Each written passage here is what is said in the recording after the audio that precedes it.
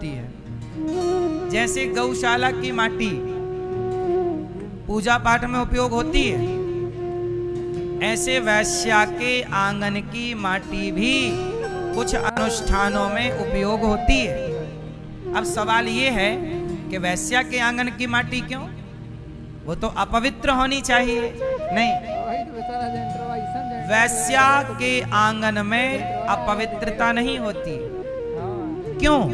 क्योंकि जब कोई पुरुष वैश्या के द्वार पर जाता है, तो पुरुष जब वैश्या के द्वार पर जाता है तो जो पुरुष का पुण्य होता है वो पुण्य द्वार पर ही उस व्यक्ति का साथ छोड़ देता है और पुण्य उसके आंगन में रह जाता है और पाप से उसकी बुद्धि उसे अंदर ले जाती है।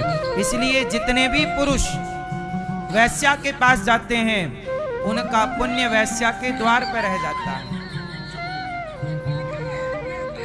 क्योंकि पुण्यात्मा कभी वैश्या के द्वार पर ना चढ़ेगा।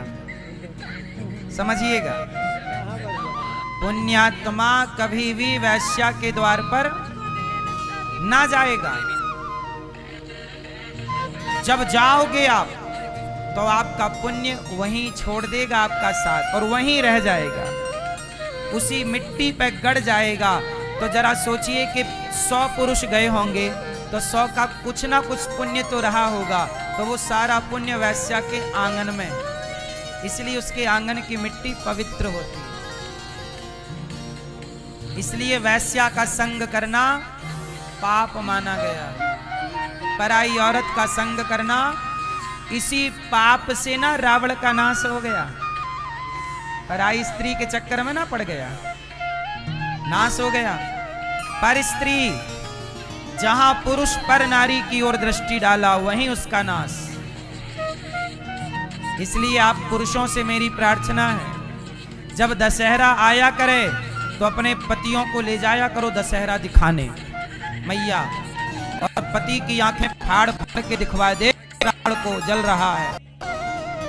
ये भी पराई औरत के चल रहा है, पराई नारी के चक्कर में तो तेरा क्या हाल होगा रे कालिया।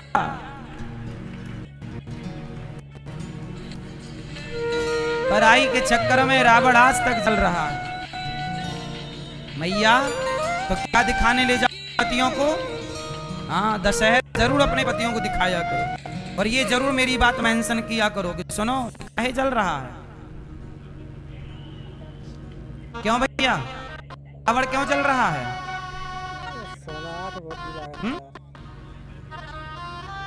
रावण क्यों जल रहा है? पराई के चक्कर में पड़ा।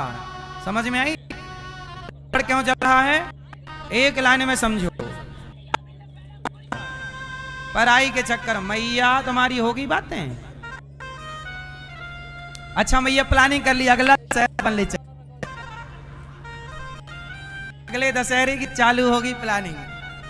अच्छी मैया तुरंत। तो रावण क्यों जल रहा है? पराई के चक्कर में पड़ा। और तुम भी सामने वाली खिड़की में एक चांद का टुकड़ा रहता है, ऐसा गाना खुद सुन रहे हो। ये सुना सुना करो। आदमी चाहता क्या है? स्त्री पुरुष, सवाल है आप क्या चाहते हैं? सवाल आपसे, आप क्या चाहते हैं? आप क्या चाहते हैं? आप क्या चाहते हैं? आप क्या चाहते हैं दादाजी? आप क्या चाहती हो? अब सुनो, आप क्या चाहते हैं? आप क्या चाहते हैं? सुनो, आप चाहते हैं भैया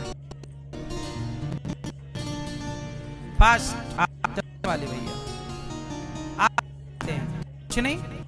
सुनिए, आप लोग क्या चाहते हैं ये बता रहा है, क्या सुनिएगा। आप स्त्रियां भी सुनेंगे, पुरुष भी, आप सबके लिए बातें हैं। आप क्या चाहते हैं? तो सुनो,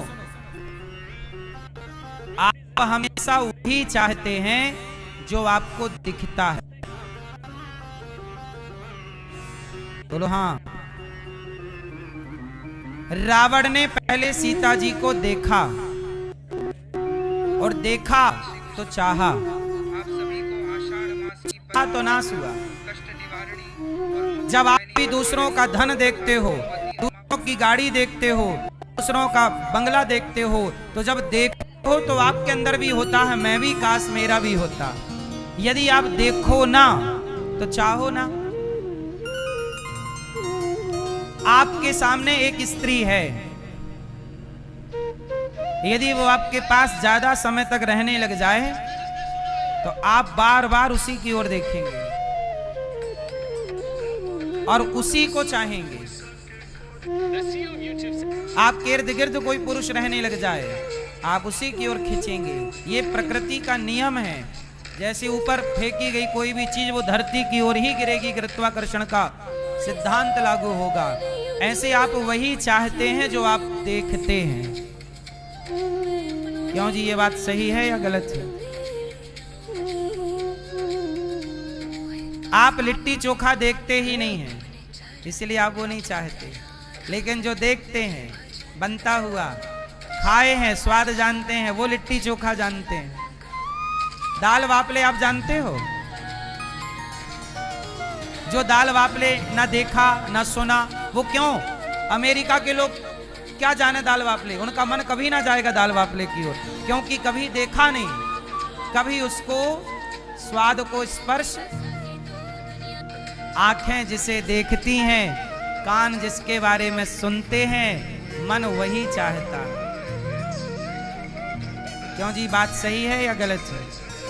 इसलिए कहता हूं कि आंखों से भगवान को देखो, कानों से भगवान की कथा सुनो, ताकि मन भगवान को चाहने लग जाए। और यदि आंखों से कोई और चीज देखने लग गए, आजकल आप जरा बताओ, आदमियों की सेटिंग ज्यादा किससे होती है? कहां होती है? ऑफिस में, फैक्ट्री, जहां वो काम करेंगे वहीं की किसी छोकरी से हो जाएगा।